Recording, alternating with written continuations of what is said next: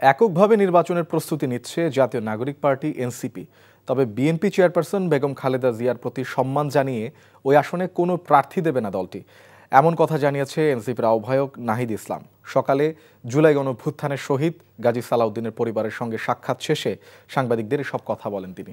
বলেন, আগামী এক সপ্তাহের মধ্যে জাতীয় সংসদ নির্বাচনে দলের প্রার্থিতা ঘোষণা করা হবে।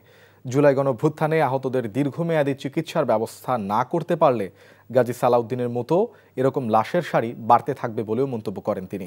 তাই সরকার এবং সব রাজনৈতিক দলকে আহত পরিবারের পাশে দাঁড়ানোর আহ্বান জানান নাহিদ ইসলাম।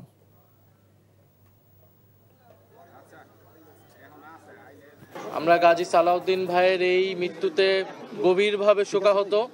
গণ অভ্যুত্থানের অংশগ্রহণকারী আহতদের যে সুচিকিৎসার দায়িত্ব এই অন্তর্বর্তী সরকারের ছিল, তারা তা সম্পূর্ণরূপে পালন করতে পারেনি বিধায় আমরা এখনো আমাদের লাশের সারি বাড়তেছে,